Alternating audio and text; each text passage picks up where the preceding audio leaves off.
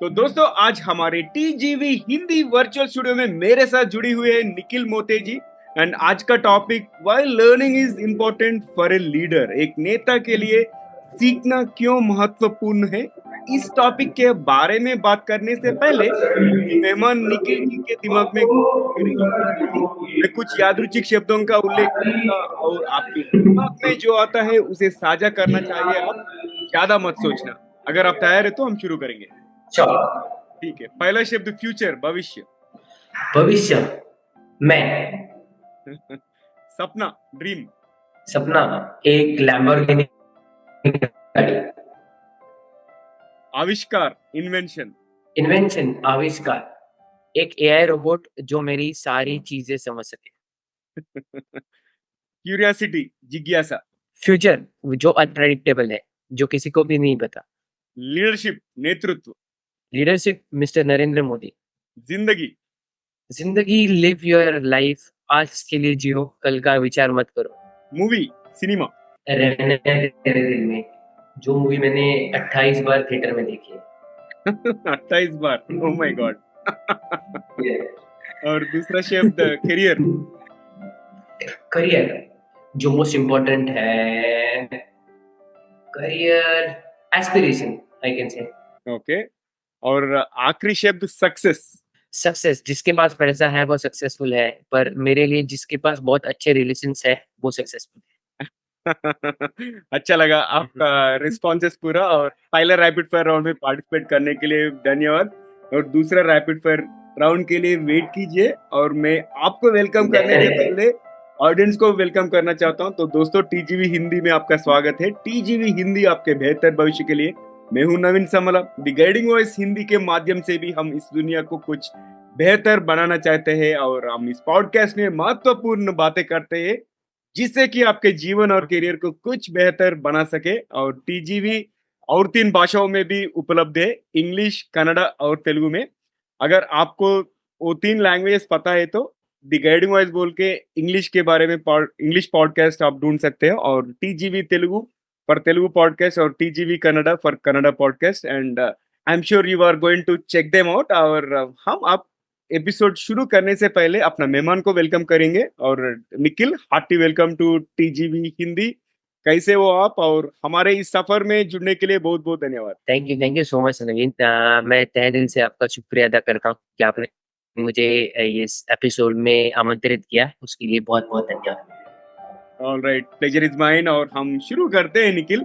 हम आपके करियर और जीवन से शुरू करते हैं। आपका ब्रीफ एलिवेटर पिच यानी ब्रीफ इंट्रोडक्शन हमारे ऑडियंस के साथ शेयर कीजिए पहला। बिल्कुल। मेरा नाम निखिल रविंद्र मोते है, मैं पुणे से बिलोंग करता हूँ। अगर मेरी एजुकेशन की जर्नी देखी तो मेरा डिप्लोमा और डिग्री हुआ है होटल मैनेजमेंट में। उसके बाद मैंने एमबीए किया शेयर्ड सर्विसेज में, और मैं जॉब कर रहा हूँ corporate trade. So it is full of roller coaster. और अगर मेरा करियर के बारे में बताएं तो मैं 10 से मैंने पार्ट टाइम जॉब स्टार्ट किया, तो वैसे अगर काउंट करें तो नियरली मेरे पास अभी 21 साल का एक्सपीरियंस है जो ऑफलाइन है। और अगर ऑनलाइन एक्सपीरियंस का है जिसमें सर्टिफिकेट्स है तो वो 16 साल का है। हम्म। तो अभी करंटली मैं एल्टम क्रेडिट होम फाइनेंस एक कंपनी है जहाँ पे मैं सीनियर मैनेजर के यहाँ पे नियुक्त हूँ और अभी उनके लिए काम कर रहा अच्छा अच्छा, नाइस। आपका क्रिस्प और क्लियर इंट्रोडक्शन के लिए धन्यवाद। और हम दूसरे सवाल पे जाएंगे। आपके इस सफर में हूँ। सबसे ऊपर से ऐसे कौन से 3 चीजें हैं जिसका वजह से आप आज बिल्कुल। इधर तक पहुंच सके? So what is your success मंत्रा?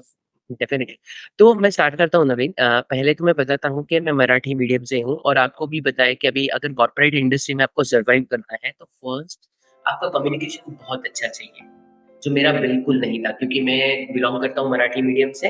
और हम्म। आफ्टर देन ये मेरे लिए बहुत डिफिकल्ट था कि जहाँ पे भी जाऊँ लोग इंग्लिश में बात करते हैं, मैं समझ तो पाता था इंग्लिश, पर अभी उनको रिएक्ट क्या करूंगा।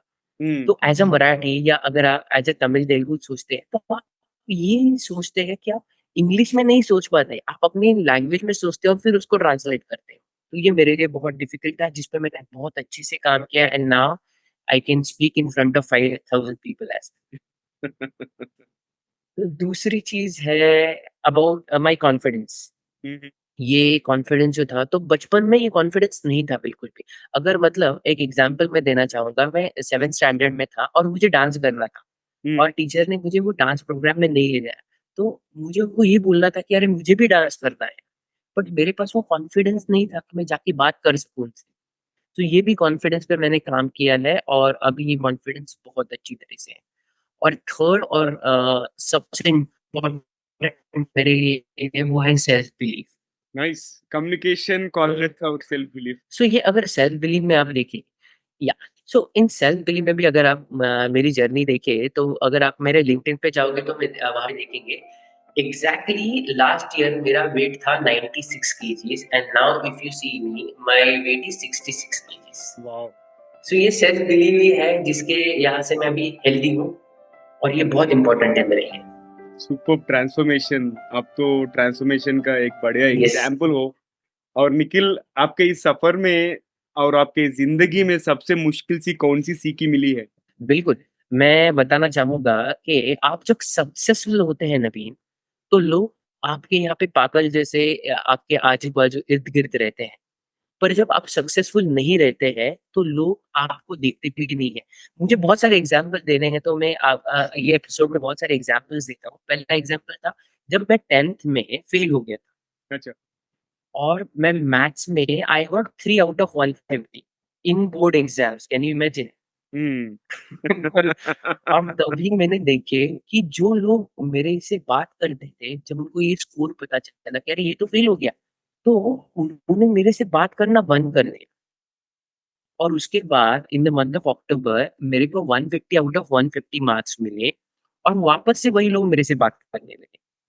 तो ये बहुत इम्पोर्टेंट है कि अगर आप सक्सेसफुल हैं, तो लोग आपसे इर्द-गिर्द रहते हैं, आपसे बात करना चाहते हैं। अगर आप सक्सेसफुल नहीं हैं, तो या कोई भी आपसे बात करना नहीं चाहता। नाइस निखिल, आपका एग्जाम्पल अच्छा लगा और हम आज का टॉपिक के बारे में डिस्कस करना शुरू करेंगे। पहला मेरा सवाल ये है कि how do define this leadership? नेतृत्व को कैसे परिभाषित करते हैं? और what are the core qualities you believe every leader should possess? मतलब आपके अनुसार प्रत्येक नेता में कोई सा मूल गुण होना चाहिए? Definitely, thank you so much. So मुझे लगता है एज़ अ ट्रेनर अगेन मैं बहुत सारे एग्ज़ाम्पल्स आपको दूँगा, जो ईज़ी हो जाएगा समझने के लिए। And I think most of मतलब इंडिया में बहुत सारे लोगों को बॉलीवुड मूवीज़ पसंद है, तो उसी के एग्ज़ाम्पल्स हम देते हैं, ताकि वो पॉलिटिक्स के साथ हम उसको जो है मिला सकें। पहला होता है विज़न, दृष्टिकोण। एज़ अ लीडर मुझे लगता है अगर मैं लीडर हूँ तो मुझे मेरा दृष्टिकोण जो है या मेरा विज़न जो है ये अच्छा रहना चाहिए कि मुझे आगे 5 साल में क्या करना है, मुझे आगे 10 साल में क्या करना है। अगर ये मुझे पता है तो बिल्कुल I am a good leader. अगर मेरे पास विज़न ही नहीं है, मेरे पास दृष्टिकोण ही नहीं, मैं रोज़ ऑफ़िस आ रहा हूँ, मैं काम कर रहा हूँ, मैं घर पे जा रहा हूँ। उसके बाद मेरे पास कुछ लाइफ़ में करने जैसा है नहीं, मेरे पास अगर दृष्टिकोण नहीं है, विज़न नहीं कि मुझे आगे जाके क्या करना है, हम्म। ये अगर मेरे पास नहीं है तो I am not a good leader. इसका एक एग्ज़ाम्पल देता हूँ, आपने लक्ष्य मूवी देखी है? ऋतिक हम्म। रोशन की। या हाँ, तो अगर वहाँ पे आपने देखा, तो ऋतिक रोशन का अगर आपने फर्स्ट हाफ देखा, जो दोस्त कर रहे हैं वही ऋतिक रोशन कर रहा है। बिकॉज़ उनके पास उनका विज़न नहीं था। और उनको जब उनका विज़न पता चला कि अरे! मैं आर्मी में जा सकता हूँ। उसके बाद आपने देखा जब इंडिया और पाकिस्तान की जो लड़ाई हुई थी, वहाँ में इंडिया को जो लड़त मिली है, वो उनकी वज़ह से मिली। व्हाई? क्योंकि उनका विज़न क्लियर था। So I think first is about our vision. अच्छा। Yeah then second is strong communication. जैसे मैंने पहले भी बताया था, लीडर के पास अगर कम्युनिकेशन नहीं है तो लीडर कभी भी आगे नहीं जा सकता, right? If you do not have a strong communication, अगर लीडर के पास स्ट्रॉन्ग कम्युनिकेशन नहीं है तो लीडर चार लोगों में बात नहीं कर सकता, वो अपनी टीम को रिप्रेजेंट नहीं कर सकता, उसको क्या बोलना चाहता है वो आगे नहीं रख सकता। तो ये एक बहुत इंपॉर्टेंट पॉइंट है स्ट्रॉन्ग कम्युनिकेशन, जो लीडर के पास होना चाहिए। उसी का आगे एक एग्जांपल देता हूँ मूवीज का, Chak De. So if you have seen Chak De movie, जहाँ पे शाहरुख खान ने कबीर खान का किरदार निभाया है, तो वहां पे अगर आपने देखा पूरा टीम स्कैटर्ड था, किसी को कुछ लेना देना नहीं था, हर एक का विजन अलग था। पर हम्म। देन कबीर खान का जो कम्युनिकेशन था वो स्ट्रांग था, उन्होंने टीम को यूनाइट किया और उसके बाद अगर आपने देखा तो इंडिया ने पहली बार वर्ल्ड कप जीता और वो भी किसमें जीता था? हॉकी में, जो अपना national. So I think again strong communication, उसके बाद थर्ड हम बताते हैं एम्पैथी, जो बहुत इंपॉर्टेंट क्वालिटी है। क्यों इंपॉर्टेंट क्वालिटी है एम्पैथी या सहानुभूति? क्योंकि हम यहाँ पे कोई भी हम ह्यूमन के साथ काम करते हैं, right? We are not a robots. तो हमें एक दूसरे की फीलिंग पता रहनी चाहिए। जैसे हम बोलते हैं कि हमारी 5 उँगलियाँ कभी भी सेम नहीं रहती, हमारा रोज का दिन अलग-अलग होता है। तो अगर आप लीडर एज़ अ लीडर काम कर रहे हो और आपको फॉर एग्ज़ाम्पल 5 लोग आपकी टीम में काम कर रहे हैं, तो ऐसे नहीं होगा कि पाँचों के पाँचों रोज़ 100% दें। तो हम्म, अगर एक आदमी परसेंट नहीं दे पा रहा है, तो आपको समझना चाहिए कि वो क्यों नहीं दे पा रहा है। उसके साथ उतना कम्युनिकेशन या ट्रस्ट रहना चाहिए कि अच्छा आप नहीं दे पाए, सहानुभूति देनी चाहिए। उसी से जो है आपका बॉन्डिंग और ट्रस्ट बढ़ेगा और क्लियर हो जाएगा। इसका भी एक एग्ज़ाम्पल देता हूँ मिस्टर नरेंद्र मोदी का। अभी आपने देखा था चंद्रयान, हमारे यहाँ पे चंद्रयान के 2 प्रयास हुए थे। पहला जो चंद्रयान का प्रयास हुआ, वो जो था वो अनसक्सेसफुल हुआ। बट एज़ अ लीडर आप देखते तो बहुत सारे लोगों ने क्रिटिसाइज़ करना स्टार्ट किया कि अरे ये क्या हो गया? बहुत सारे पैसे चले। बट नहीं, मोदी जी ने क्या किया, उन्होंने वो साइंटिस्ट के साथ सहानुभूति दिखाई। उनको बोला ठीक है, आप असफल हो गए हैं ना, हम फिर से शुरुआत करते हैं। And now proudly I should tell you that Chandrayaan वापस जो दूसरी बार उनका प्रयास हुआ, वो successful. yeah, So that is the empathy, the importance and the point of empathy. Then the last thing that I would say is decision making, जो हिंदी में हम उनको बोलते हैं निर्णय क्षमता। अगर एज अ लीडर आप बहुत अच्छे निर्णय ले सकते हैं, तो ही आप अच्छे लीडर होते हैं। फॉर एग्जाम्पल मैं एक एग्जाम्पल देता हूँ। अगर मेरे टीम में 2 लोग हैं, राइट? और एक आदमी अगर नहीं आ रहा है, उसका कुछ इम्पोर्टेंट इमरजेंसी है, तो मुझे दूसरे आदमी से ये काम करवा के लेके अगर जो डिसीजन मेकिंग है वो ऐसी होनी चाहिए कि मैं डिसीजन अगर दे पाऊँ कि भाई नहीं, आपको आज आना है, तो वो आ सके। तो ये डिसीजन मेकिंग होना चाहिए। जैसे एक एग्जांपल अभी और एक देता हूँ, मूवी का थ्री इडियट। आपने थ्री इडियट देखी होगी मूवी? ओके। तो वहाँ पे जो रैंचो है, राइट? रैंचो को सीखने की बहुत चाह, बट फरहान इफ यू सी उसका दोस्त था फरहान, जिसको बिल्कुल सीखने की चाह नहीं थी। He was into photograph, yeah. Right? But he was not able to take that decision, right? तो ये था रैंचो एज़ अ लीडर आपने देखा तो उन्होंने उनको कन्विंस किया कि ठीक है, आप एक बार ट्राई करो, तो आप वापस से स्टार्ट कर सकते हैं। क्वालिटीज़ है जो लीडर में होनी चाहिए। अगर ओके। समराइज किया तो विजन, एक स्ट्रॉन्ग कम्युनिकेशन, एम्पैथी और डिसीजन मेकिंग, ये चार ट्रेड्स लीडर में होना चाहिए, right? Nikhil, leadership also comes with set of challenges like चुनौतियां, राइट? सो आप एक ऐसे समय के बारे में कुछ बता सकते हैं जब आपके नेताओं को एक बड़ी चुनौतियों का सामना करना पड़ा और उन्होंने उससे कैसे पार पाया? यहाँ पे एक ऐसा हुआ था कि मैं एक कंपनी में काम कर रहा था, जहाँ पे हम एक क्लाइंट एक्सपेक्ट कर रहे थे, बहुत एक बड़ा क्लाइंट आने वाला था, ठीक है? अच्छा। और मैं तभी ट्रेनिंग डिपार्टमेंट में था। और तभी हुआ क्या था, हम उस क्लाइंट के लिए बहुत अच्छे से प्रिपेयर कर रहे थे, हमारे 10 लोगों की टीम थी, हम जी-जान से काम कर रहे थे और अचानक से एक दिन हमें पता चला कि वो क्लाइंट ऑनबोर्ड नहीं होने वाला है। ये क्लाइंट ने हमारे साथ जो एग्रीमेंट है, ये कैंसल कर दिया। और फिर हम लाइक अरे हम क्या करेंगे? क्योंकि बाकी का तो काम है, पर इसके लिए तो हमने ये काम सारी चीज़ें की, तो क्या करेंगे? तो तभी हमारे एक लीडर थे, वो लीडर ने एक मीटिंग रखा। पहली बार तो उन्होंने क्लियर कम्युनिकेशन किया कि ये क्लाइंट नहीं आने वाला है, ठीक है? उसके बाद जैसे मैंने बताया था कि हमारी टीम में 10 लोग थे और ये 10 में से 3 लोग ऐसे थे कि पर्टिकुलरली यही प्रोजेक्ट के लिए। अच्छा। तो अभी हमारे पास में ये अभी शंका थी कि अभी करेंगे क्या? ये 3 लोगों का क्या करेंगे? ये 3 लोगों को निकाले तो नहीं सकते और अगर निकालेंगे तो बेचारे करेंगे क्या? देन वो लीडर वहाँ पे आके उन्होंने पहली बात तो क्लियर कम्युनिकेशन रखा कि ये क्लाइंट नहीं आने वाला है। उन्होंने पहले एम्फसाइज़ किया कि कुछ नहीं होगा, मैं मेरे यहाँ से पूरा हैंडल कर लूँगी। तो उन्होंने क्या किया, उन्होंने जितने भी हमारे 10 लोग थे, उनका एक इवैल्यूएशन एग्ज़ाम लिया। जैसे 2 लोग क्लेम्स डिपार्टमेंट में थे, 2 लोग एनरोलमेंट डिपार्टमेंट में थे। तो उन्होंने इवैल्यूएशन करके ये सारे जो इवैल्यूएशन का फॉर्मेट था, वो हमारे ऑपरेशंस टीम को भेजा। और तब हमको पता चला कि ऑपरेशंस टीम को एक सब्जेक्ट मैटर एक्सपर्ट चाहिए था। तो उन्होंने वहाँ पे बोला कि ठीक है, हमारे पास अभी रिसोर्सेस है, पर हमारे पास सिर्फ आधे दिन का काम है। हम्म। तो उन्होंने आधे दिन का काम ऑपरेशंस में करने के लिए लगाया और आधे दिन हम ट्रेनिंग दे रहे थे।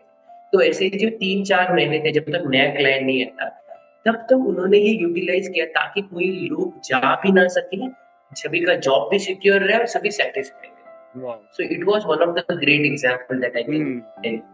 और आपको भी लगभग 63 डायरेक्ट रिपोर्ट्स है ना, like I am more interested, like आप आपके टीम को कैसे प्रेरित करते हैं और आप किन रणनीतियों स्ट्रैटेजीज को उपयोग करते हैं, खासकर अनिश्चितता या परिवर्तन के समय पे, specially when there is uncertainty और change, because uncertainty and change is most common these days ना। Absolutely, absolutely. ना, और अगर आप आईटी कंपनी तो छोड़ दो, अगर आप कहीं पे भी काम करते हो तो everywhere you can see uncertainty. So पहली बार जैसे मैंने बताया, अगर कोई भी चेंजेस है या अनसर्टेनिटी है ना, तो पहले आपको आपकी टीम के साथ ये क्लियर और ट्रांसपेरेंट कम्युनिकेशन रखना चाहिए कि अच्छा। जो भी चेंजेस आ रहे हैं, वो चेंजेस क्यों आ रहे हैं। और एक अपने इंग्लिश में एक टर्म है, if you know that term, that is विफिम, what's in it for. Yeah. ये जो चेंजेस है, ये मेरे लिए क्या लाने वाले हैं और ये क्या इंपॉर्टेंट है और क्यों इंपॉर्टेंट है। या। तो ये क्लियर और ट्रांसपेरेंट कम्युनिकेशन पहली बात तो होनी चाहिए। जैसे दूसरी बात मैंने बताई कि फ्लेक्सिबिलिटी होनी चाहिए। हम्म। जैसे फॉर एग्जांपल, अगर मैं अभी ए डिपार्टमेंट में काम कर रहा हूँ और अभी अनसर्टेनिटी है, और अभी ए डिपार्टमेंट जो है, ये वो कंपनी को नहीं चाहिए क्योंकि ये कॉस्ट सेंटर है, ठीक है। ये कॉस्ट सेंटर है, मतलब यहाँ से कोई भी पैसे नहीं आने वाले हैं। तो हम्म। ए डिपार्टमेंट से अगर किसी भी आदमी को बी डिपार्टमेंट में जाना पड़े तो वो उतना फ्लेक्सिबल होना चाहिए। तो मैं हमेशा मेरी टीम को ये चीजें बताता हूँ कि आपको जहां से पैसे मिलते हैं तो आप वहीं पे रिडंडेंट नहीं होना चाहिए, आप हमेशा फ्लेक्सिबल रहने चाहिए। तीसरी बात होती है सपोर्ट। जैसे मैंने आपको बोला कि हम इंसानों के साथ काम करते हैं, we do not work with room, right. तो कभी या। कभी ऐसे होता है कि अरे अभी क्या हो जाएगा, अभी अनसर्टनिटी है, अभी चेंजेस है, can I adopt to this change. या फॉर दैट एग्जांपल, अभी मैं कहीं पे ट्रेनिंग दे रहा हूँ, राइट, पर अचानक से लाइट चली गई या अचानक से कुछ ऐसी चीज हो गई जो अनप्रेडिक्टेबल, तो क्या करूँ। तो आदमी पहले क्या होता है, एंशियस हो जाता है, अरे यार अभी क्या करूँ। तो भी एज ए लीडर आपको वहां पे जाके सपोर्ट करना चाहिए कि अरे जो हो रहा है ठीक है। अगर चेंज है, अगर आपके हाथ में है तो आप चेंज कर लीजिए, अगर आपके हाथ में सिचुएशन नहीं है तो आप अननेसेसरी टेंशन लेके उसको और बर्बाद करें। और उसके बाद है रिकॉग्निशन, जो मोस्ट इम्पोर्टेंट है। तो यहाँ पे क्या होता है, जब चेंजेस को अडॉप्ट कर लेते हैं, इसके लिए भी थोड़ा सा समय लगता है, पर अडॉप्ट होने के बाद जब आदमी उसमें कंफर्टेबल होता है, तो as a leader it is your job कि आप उनको रिकॉग्नाइज करो कि आप कठिन परिस्थितियों में आपने ये काम किया है, और इसके लिए आपको ये रिकग्निशन मिलना चाहिए। क्योंकि हर कोई, आपने देखा ना, 80% of the people if you see, जो है रिकग्निशन के लिए ही जीते हैं या उनको अच्छा लगता है। फॉर एन एग्जाम्पल, अभी अगर मैंने आपको बताया नवीन, अरे नवीन, आपका जो ये ब्लेजर है ना, उसमें आप बहुत अच्छे दिख रहे हैं, you are looking very handsome. अगली 3 घंटे तक नवीन वुड भी, हाँ यार मैं अच्छा, हाँ यार मैं अच्छा। So this is what people need. और हम दूसरा सवाल को जाएंगे अभी। किसी व्यक्ति के लिए एक नेता के रूप में विकसित होने के लिए सीखना कितना महत्वपूर्ण है, means how important is learning for an individual to grow और mature as a leader. Definitely, ऐसे तो कुछ भी नहीं है जहाँ पे आपको लर्निंग नहीं होनी चाहिए, राइट। एज अ लीडर आपको कंटिन्यूअसली इम्प्रूवमेंट खुद में करनी चाहिए। जैसे मैं एग्जांपल देता हूँ, ठीक है, मैं मेरा एग्जांपल देता हूँ। जैसे पहले मैं इंडिविजुअल कंट्रीब्यूटर काम करता, राइट, मेरे पास कोई भी टीम नहीं थी, तो मैं बोलता था कि अच्छा मैं जो काम कर रहा हूँ वो सही काम कर रहा हूँ। पर जब मैं लीडर बना तो मुझे बहुत सारी चीजें सीखनी पड़ी। क्यों? क्योंकि जब एज अ इंडिविजुअल कंट्रीब्यूटर मेरे पास डिसीजन मेकिंग करने की कैपेबिलिटी नहीं थी, क्योंकि मुझे क्या कहा जाता था कि आपको ये 1 2 3 टास्क दिए हैं, इन 3 टास्क आपको कंप्लीट करने हैं, राइट। तो उसमें मैं सिर्फ काम करता था, पर एज अ लीडर आपको डिसीजन लेने पड़ते हैं, जो बहुत कभी कभी इमरजेंसी डिसीजन लेने पड़ते हैं, तो उसके लिए आपको सीखना पड़ता है, राइट। द सेकेंड थिंग यहाँ पे जो है, आप जैसे आपने ही बोला कि world is changing very rapidly, it is like a race. और अगर आपको रेस में बना रहना है तो आपको नई नई चीजें सीखनी पड़ेंगी। वापस से एक एग्जांपल देता हूँ, जब मैंने मेरा करियर स्टार्ट किया तो देयर वाज नो एआई। हम खुद से ईमेल लिखते थे और खुद से चेक करते थे, अरे ग्रामेटिकल मिस्टेक ना नहीं है, अरे सेंटेंस फ्रेम अच्छे से तो किया है, सही तो लग रहा है। नाउ आपके पास चैट जीपीटी है बॉस। चैट जीपीटी में आप सिर्फ प्रॉम्प्ट डालो, I wanted to send a email, और वो थर्ड से पूरा ईमेल लिखता है। पर एज अ लीडर आपको ये टेक्नोलॉजी पता ही नहीं है, हम्म। तो फिर आप कभी भी ग्रो नहीं हो सकते। और एक एग्जांपल मैं आपको देता हूँ क्रिकेट का। जैसे अगर मुझे क्रिकेट अच्छा लगता है और मुझे बोला कि नहीं-नहीं आप कैप्टन बनो, पर मुझे पता नहीं है कि मुझे बैटिंग कैसी करनी है, मुझे पता नहीं है कि मुझे फील्डिंग कैसी करनी, कौन-सा अच्छा बॉलर है, कौन-सा अच्छा बैट्समैन है, तो मैं कभी भी नहीं जीत पाऊँगा। तो ये सारी चीज़ें जब तक मैं नहीं सीखूँगा, तब तक नहीं होगा। सो that is what I think the answer. Nice. अच्छा एग्जाम्पल दिए आपने। और निखिल, अब तक बहुत शानदार बातचीत चला और समय आ चुका है एपिसोड में थोड़ा मसाला ऐड करके स्पाइस अप करने का। अगर तैयार है तो मैं दूसरा रैपिड फायर राउंड खोलता हूँ। व्हाट डू यू से? बिल्कुल, बिल्कुल, बिल्कुल। पहला सवाल है कि यदि आपके पास कहीं भी एक विशाल मतलब एक जाइगेंटिक बिल्लू बोर्ड हो सकता है जिस पर कुछ भी हो, तो वह क्या कहेगा? मतलब वहाँ पे मैं आई थिंक मैं वहाँ पे लिखूँगा कि live in your present and don't overthink. Live live in your moment. या नाइस प्रोफाउंड। और आपको किसी सेलिब्रिटी के साथ डेट करना हो तो वो कौन होगा और क्यों? अरे यार! मेरा चाइल्डहुड क्रश है मधुबाला, जिनकी बहुत सारी मूवीज़ मैंने देखी है। तो उनके साथ अगर मुझे डेट करने को मिले बहुत अच्छा लगेगा। और आपको एक दिन के लिए एक नियंता यानी डिक्टेटर बन के ऐसा नियम बनाने का मौका मिले जिसे सभी को मानना होगा, तो आप क्या नियम बनाओगे? मैं नियम बनाऊँगा जैसे मैंने आपको मेरा ट्रांसफ़ॉर्मेशन बताया, तो अगर आपने अभी देखा तो मैं जंक फूड जो है ये पूरा बैन कर दूँगा। या जंक फूड अगर बैन नहीं कर पाए तो वहाँ पे ना एक कंडीशन लिखूँगा कि this is injurious to health. So please eat it properly और please eat at your own risk. Nice nice. और आपको किसी फिल्म के रीमेक में हीरो या हीरोइन बनने का मौका मिले तो आप कौन सी फिल्म करना चाहोगे और कौन सा कैरेक्टर चुनेंगे आप? बिल्कुल, बिल्कुल। So to be I tell you that I am straight, okay? So don't think otherwise, but मैंने जैसे बताया आई लव आर-मार, ठीक है? तो हम्म। मैंने जैसे आपको बताया ना कि मैंने रहना है तेरे में 28 बार देखी। तो मुझे माधवन का जो साइड हीरो है, उसके साथ काम करने का बहुत अच्छा लगेगा। मैं उसको रिप्लेस करूँगा ताकि मुझे आर माधवन के साथ बहुत ज़्यादा टाइम स्पेंड करने का समय मिले, जिससे मैं सीख इंटरेस्टिंग। पाऊँ। और निखिल, आपको अपने जीवन किसी के साथ एक दिन के लिए बदलना पड़े तो वह कौन होगा और क्यों? हाँ, मुझे लगता है कि अगर मुझे किसी के साथ मेरा जीवन एक दिन के लिए बदलना चाहे ना, तो I love dogs. I can be a dogs because it क्या मतलब वो आपको बहुत सोचते नहीं, वो हमेशा आपको प्यार देते हैं। So I can think that I can be a dog definitely. No, as you speak, मेरा कुत्ती तो just right sitting next to me only. So she's always with me and I love dogs या yeah. So yeah, good one. और आखिरी सवाल ये rapid fire round का, अगर आपको कोई फैंटेसी गैजेट यानी आधुनिक यंत्र को इन्वेंट करना हो तो कौन सा इन्वेंट करना चाहोगे आप? बिल्कुल, मैं एआई असिस्टेंट क्रिएट कर दूँगा। अब अगर आपने देखा अभी जो है लोगों की मेंटल हेल्थ की पूरी वाट लग चुकी है। तो मैं एक एआई असिस्टेंट ऐसे बनूँगा जो इंसान की बात समझ सके। अगर इंसान कुछ ओवरथिंकिंग कर रहा है तो वो वहीं पे उसको स्टॉप करके भाई नहीं, ये आपको नहीं सोचना है, ये आपके सेहत के लिए अच्छा है। Hmm. So that is one gadget that I would like to create और invent. Love it. I think that will be extremely useful also. Both absolutely.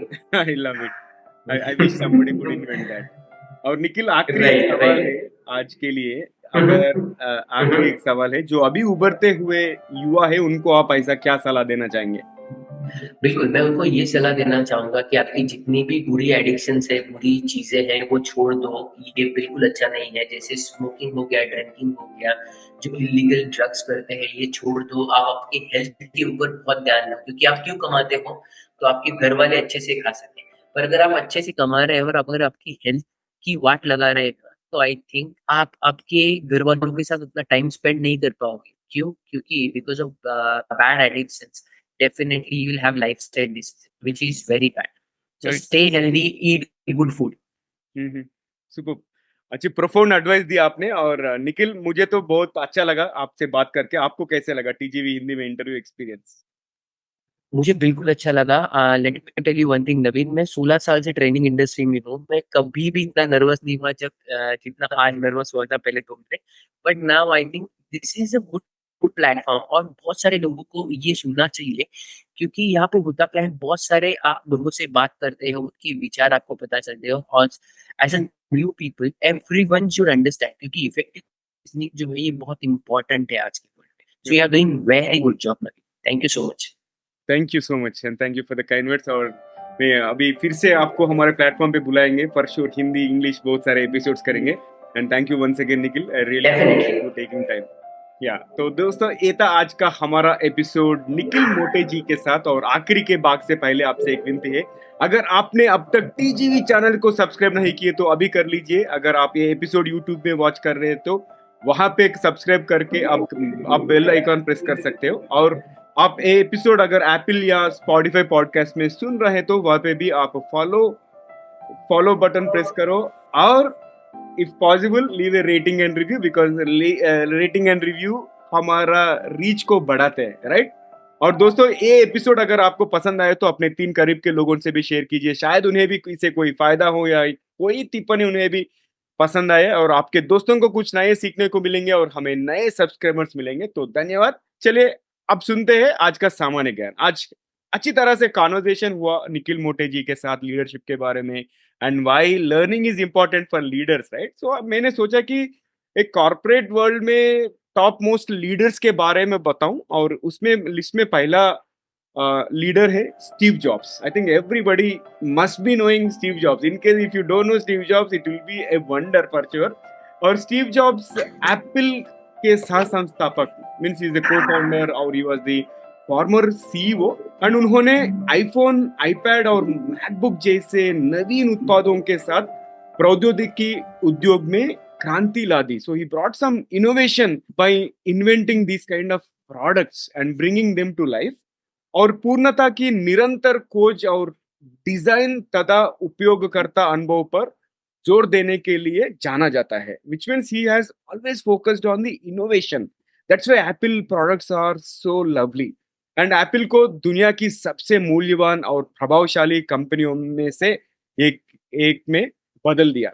और उनकी नेतृत्व शैली में स्पष्ट दृष्टि, मीन्स क्लियर थिंकिंग, और प्रेरित करने की क्षमता और नवाचार और गुणवत्ता पर ध्यान केंद्रित था, which means he focused mainly on clear vision and ability to inspire, as well as focus on innovation and gunavatta, matlab quality, right? So that is about Steve Jobs. And second leader is Jack Welch. Again, he was also former CEO and chairman of General Electric, the company where I spent about 11 years. मैंने GE से बहुत सारा सीख लिया। I grew as a leader there and I am proud to talk about that. और Jack Welch ने 1981 से 2001, 1981 से 2001 तक जी का नेतृत्व किया। और इस दौरान कंपनी का बाजार मूल्य, मतलब मार्केट वैल्यू को 4000% बढ़ गया। गुणवत्ता और दक्षता में सुधार के लिए सिक्स सिग्मा पद्धति लागू की गई। He actually brought in Six Sigma to implement quality, and in fact, I am happy to share that I have earned my black belt certification in Lean Six Sigma from General Electric.